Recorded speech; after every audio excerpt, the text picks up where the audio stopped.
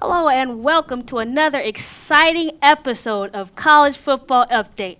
I'm your girl Chelsey Williams, laying down the smackdown in all college football. Now, I don't know if anybody's told you that Westside doesn't have players because they're wrong. I'm here today with two of Vanden's own, Coach Matsu and Mike Berry, who's trained and bred they own Buchanan. Hey, how's it going, you guys? Good, and yourself? It's going all great. It's going all great. So let's dive on to all these questions, because I have so many questions about Dayon. Like, just to start off, how was his playing style in high school?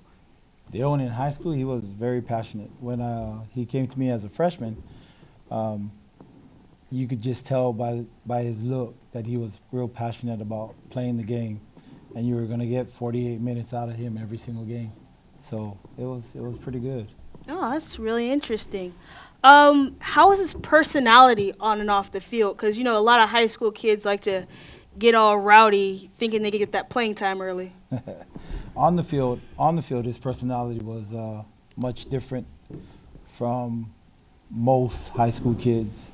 He tend to keep things to himself and then stay focused on his task at hand and not get into all the music and all the trash talking out there.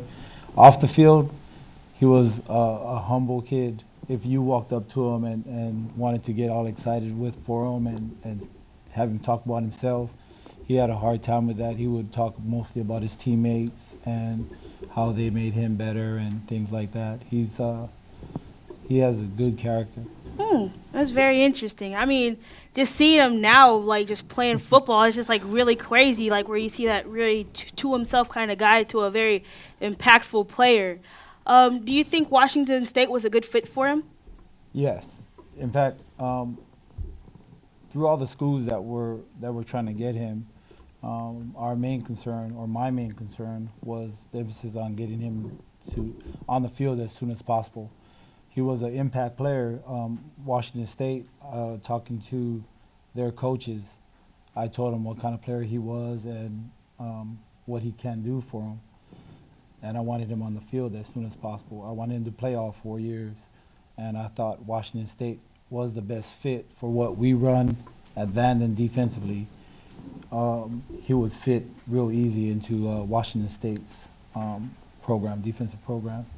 And probably be obviously he was a big impact. Oh, no doubt. Because, I mean, if you really see him now, like, he's really a monster on that field. I mean, was he always that big hitting monster? I mean, all the crazy tackles he's just getting on and off the field. Take this one on Washington SMU right there. Boom! Oh, man, laid him out. He's the one person I've been finding on Washington State to get a lot of flags. Yeah. That came with this kind of style that we preach at Vanden High School. Mm-hmm. We don't go out to hurt individuals, but we go out to finish plays, and that's the main thing. And that's what I've preached to Dayon since day one. When he first started out, you talk about big hitters. He was probably about 120 pounds when he first came to me. Yeah, he was very tall and lanky. Mm-hmm. And a lot of people saw him, and they didn't see his passion. They just saw his size, so they commented on that. His sophomore year, and this is one thing that I'll never forget.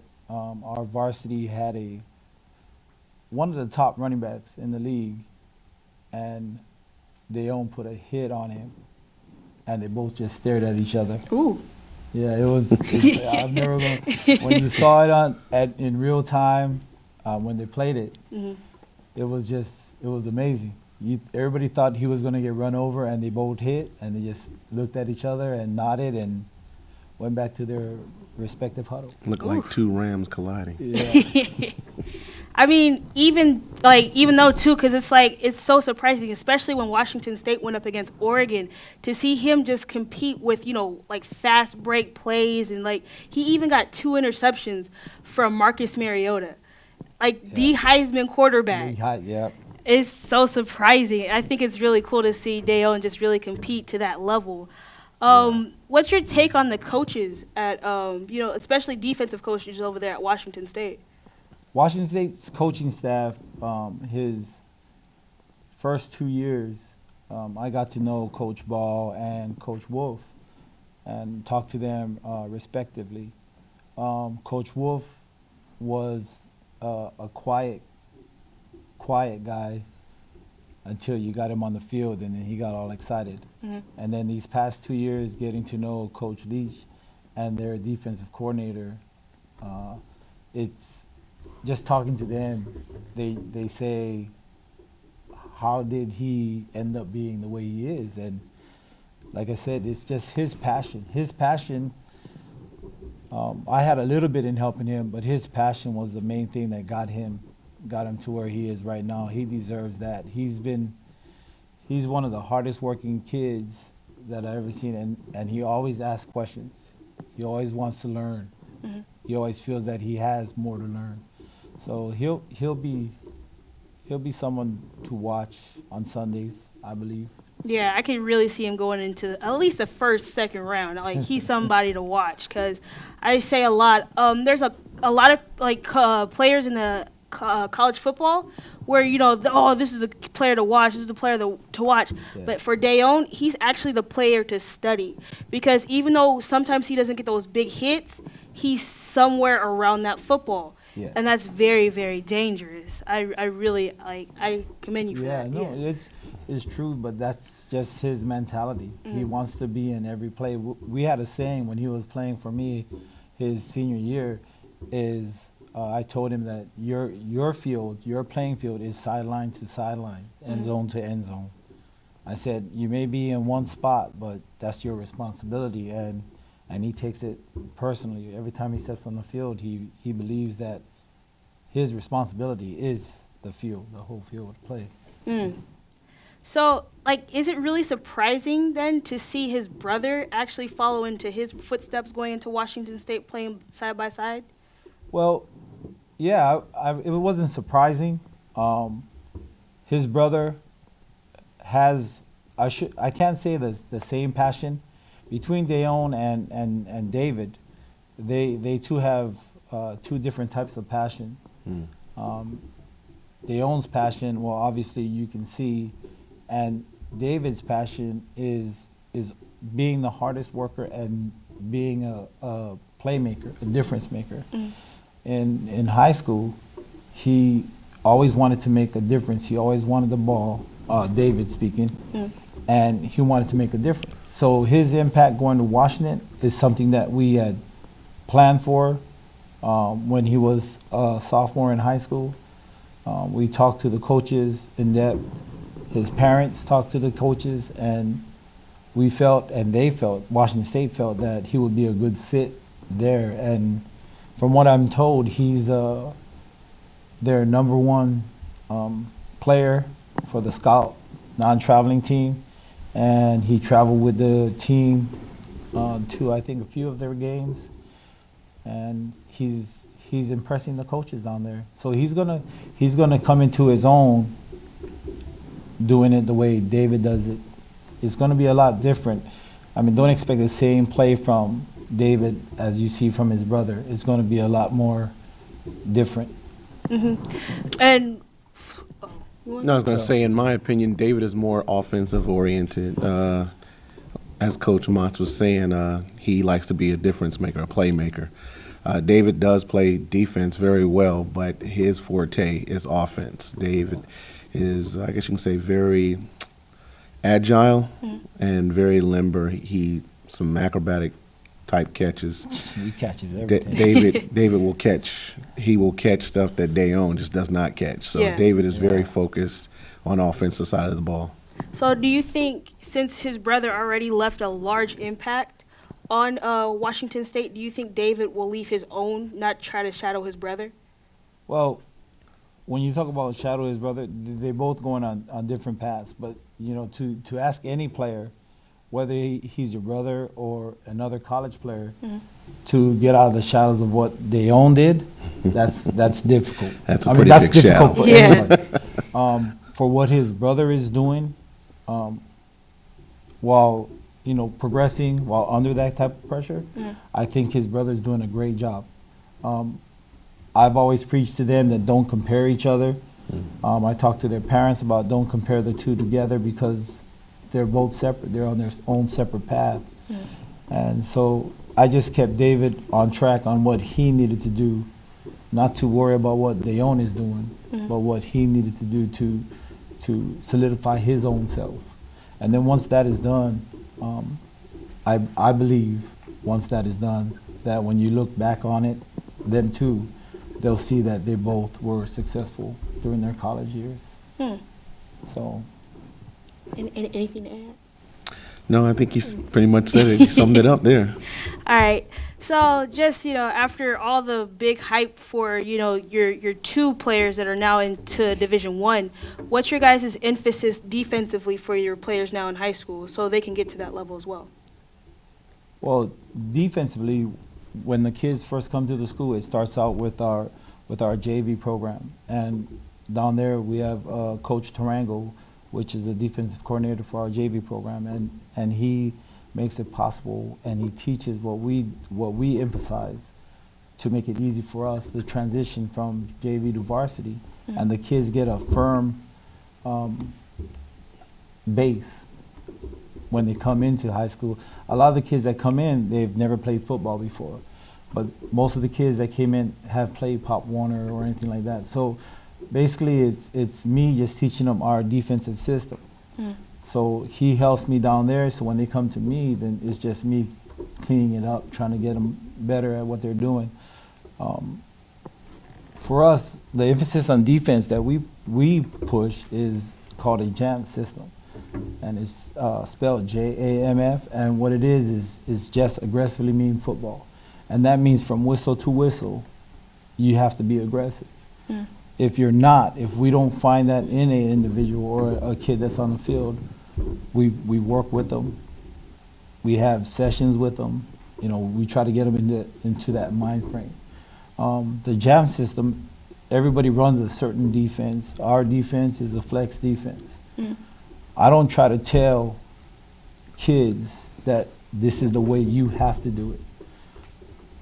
I tell them that just make like you're at the playground, at a pickup football game. Nobody's there telling you what you have to do. You already know. I told all the kids, everybody has a defensive mechanism in their body. It's just you having to find it. So I just try to preach that, and once we find that, then the kids tend to adapt easier to our defense. It's been successful. It's a defense that can run with anybody, but the kids is what makes it, getting the kids in the right frame of mind. So our emphasis, is education, number one. But after the education, we try to get them athletic-wise, and then we try to get them up to where they can be scouted or even picked up, so we just, we're a well, he's a stickler. Coach Barry is. Yeah, he's big on education, and he makes sure the kids stay on that, and he's my sensitivity guy. He makes sure that I don't get out of hand. But yeah, the main thing is on the emphasis on that is that we try to preach success. We don't try to preach negative work on defense. Yeah. Oh man, when I was growing up, I should have been training with you, because for me, I love playing football, and so my mindset, like defensively, because I loved the defensive position, was before the ball snapped, the quarterback has my football.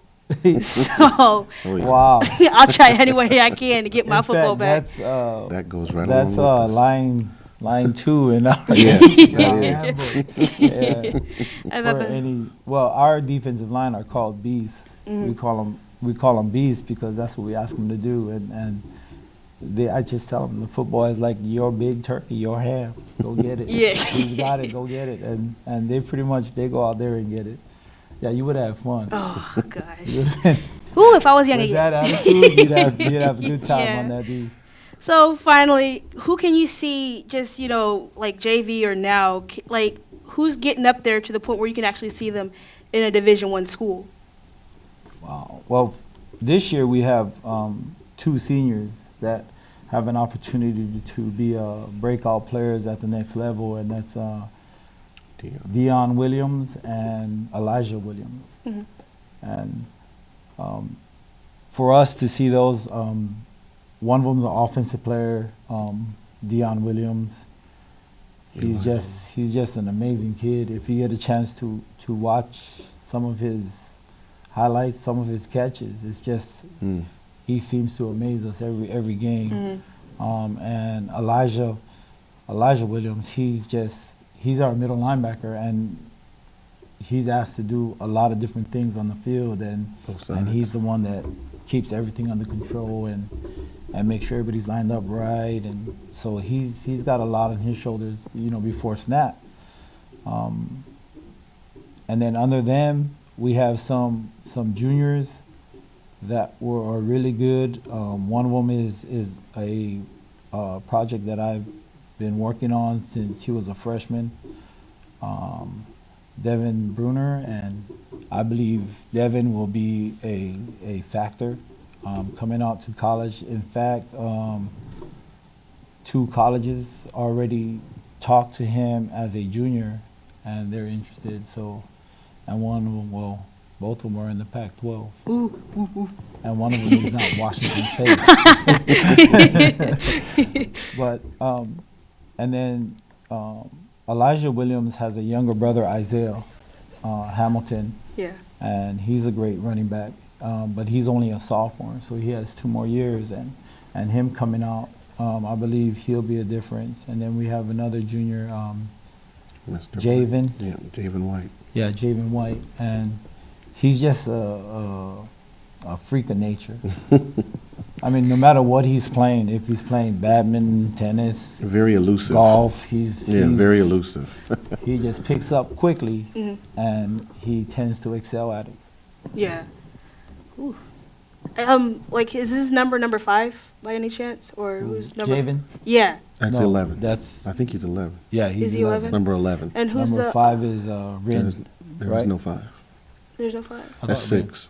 Oh, 6 is Rin. Mhm. Yeah. Okay, because I remember I went to Vanden versus Napa, and even though offensively you guys gave up, but like him, that player, he was just going out there, out of his way, 2 interceptions in the 3rd quarter. Like, you guys are really doing some big things out there. Oh. Like, I'm seeing players.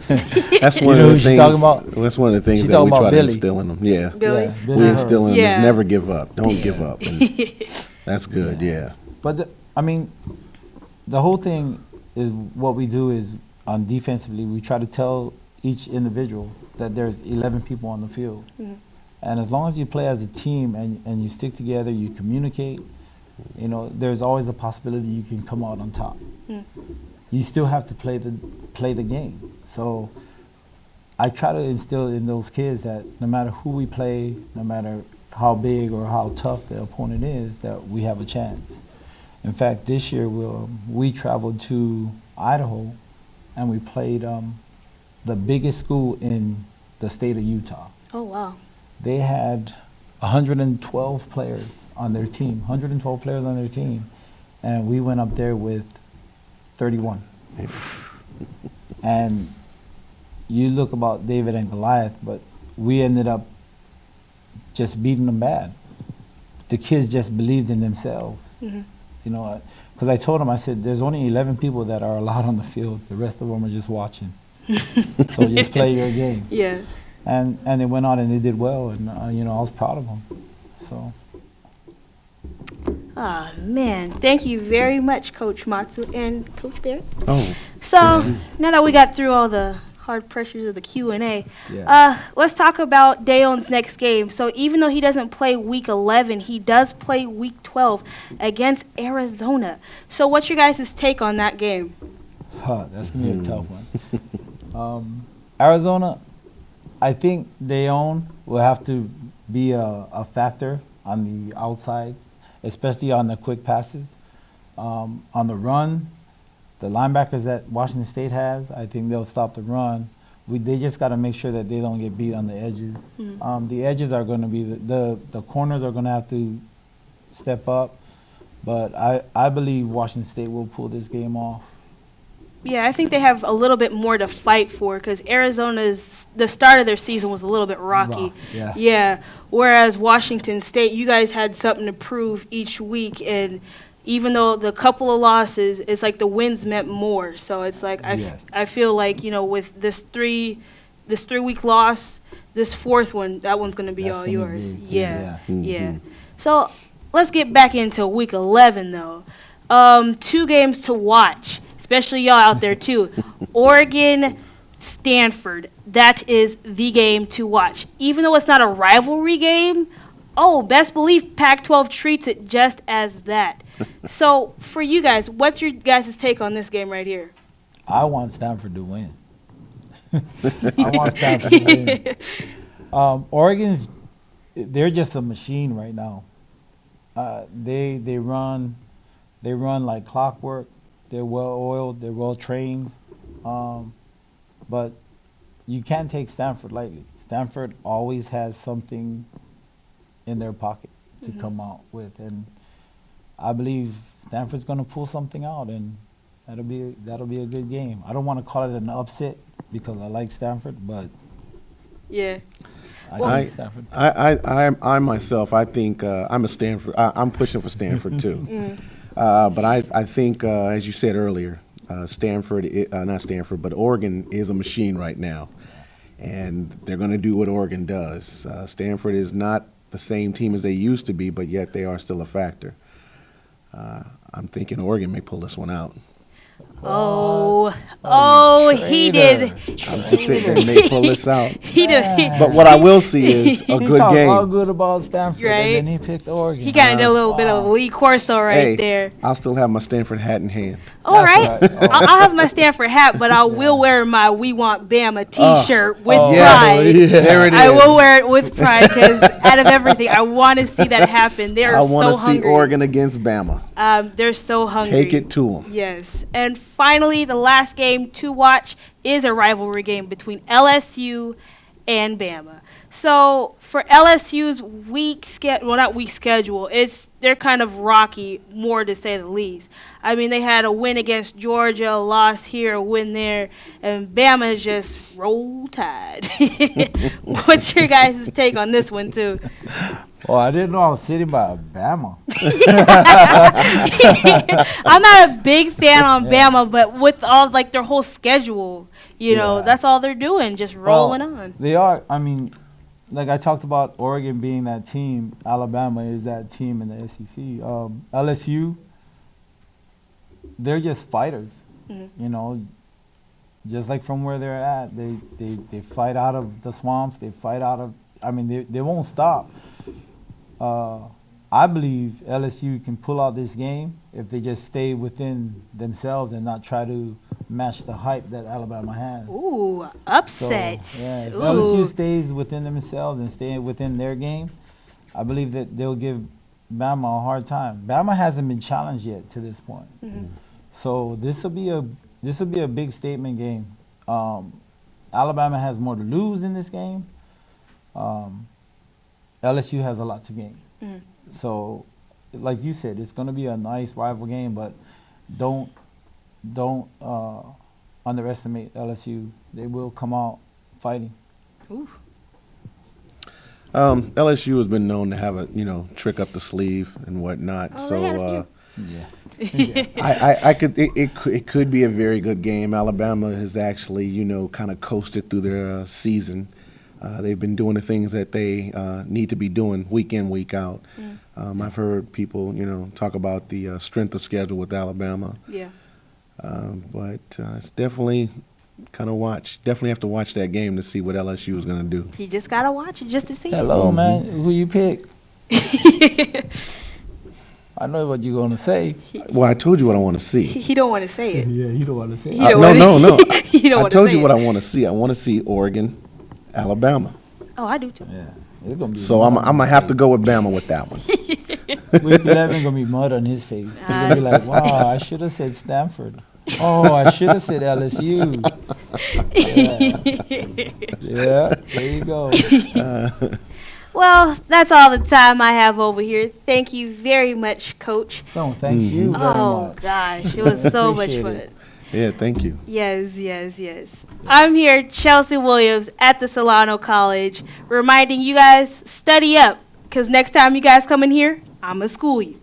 All right. I like that one. See you later, you guys.